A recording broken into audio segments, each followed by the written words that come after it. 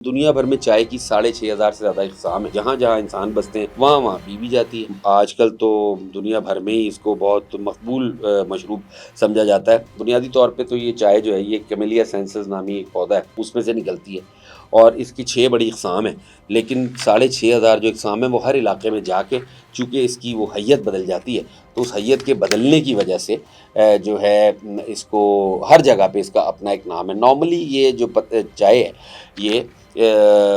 بغیر دودھ کے پی جاتی ہے دنیا بھر میں، لیکن بہت سارے ممالک میں بالخصوص بر صغیر میں، پاکستان میں، بھارت میں، بنگلہ دیش میں یہ دودھ والی چائے بھی ہم لوگ پیتے ہیں۔ اور یہ آبادی اس علاقے کی اگر ہم دیکھیں تو اس خطے کی 2 ارب کے قریب تو آبادی ہے، تو 2 ارب لوگ تو کم از کم ایسی چائے پیتے ہیں جس میں دودھ ڈالا جاتا ہے۔ پھر انگریز بھی پیتے ہیں۔ انگریزوں نے چائے زمین پہ، روئے زمین پہ تو بڑے طویل عرصے سے موجود ہیں اس کے پتے، لیکن انگریزوں نے کافی سے بھی آگے بڑھ کے اس کو دریافت کیا تھا ہینگ اوور ختم کرنے کے لیے۔ ان کا جو انگریزوں کا فلسفہ تھا چائے کو استعمال کرنے کا وہ یہ تھا کہ چونکہ وہ ڈرنک کیا کرتے تھے،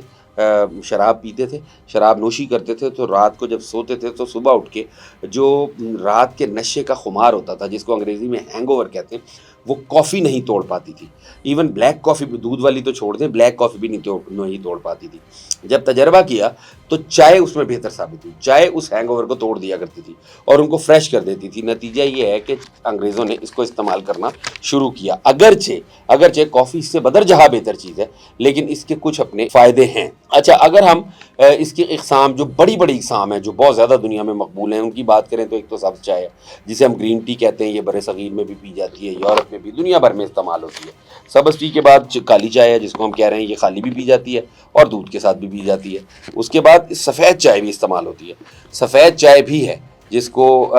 آپ کہہ سکتے ہیں کہ وائٹ ٹی جو ہے، یہ اس کے پتے سفید ہوتے ہیں اور یہ بالکل وائٹ ہوتی ہے اور یہ نارملی بغیر دودھ کے پی جاتی ہے۔ اس کے بعد ایک چائے ہے جو چین میں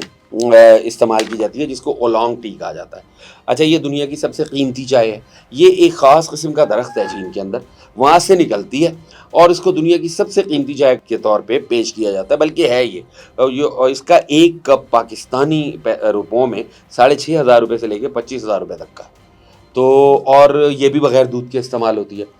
اب یہ بات چائے کی جو اتنی ڈیٹیل ہم آپ کو بتا رہے ہیں، ویسے پاکستانی اور بھارتی تو اب اس اسٹیج پہ پہنچ چکے ہیں کہ یہاں تقریباً سب یہ تو اسپیشلسٹ ہو چکے ہیں اس کے، کیونکہ یہاں تو اس کو چائے کو تو رومانٹیسائز کر دیا گیا ہے، رومانٹسزم میں آ گئی ہے۔ لوگ کہتے ہیں جی چائے کے بغیر ہمارا گزارا ہی نہیں ہوتا، حالانکہ کوئی اتنی اچھی چیز نہیں ہے، بالخصوص دودھ والی چائے جو ہے۔ جبکہ ہاں، دوسرے جو ہیں بغیر دودھ کے جو سادہ چائے ہے، وہ بھلے سبز ہو، سیاہ ہو، وہ وائٹ ہو، یا یہ اولانگ جو ہے چائنیز چائے جو ہے، وہ تو غریب آدمی یا کمزور آدمی نہ تو افورڈ کر سکتا ہے، نہ ہی ہمارے یہاں دستیاب ہے۔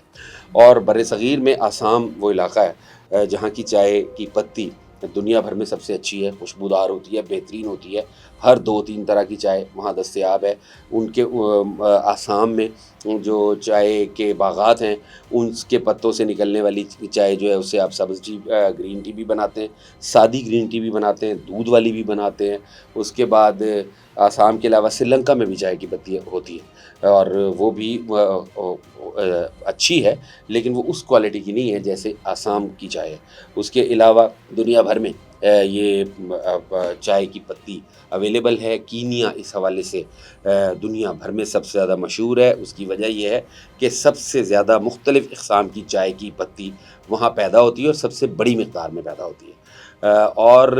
اب بات کرتے ہیں کہ دنیا کی جو آبادی ہے 8.5 ارب، اس میں سے کتنے فیصد لوگ دودھ والی چائے پیتے ہیں اور کتنے فیصد لوگ دوسری اقسام کی چائے پیتے ہیں۔ تو یہ جو 8.5 ارب کی آبادی ہے، اس میں سے تقریباً 7 ارب لوگ چائے پیتے ہیں،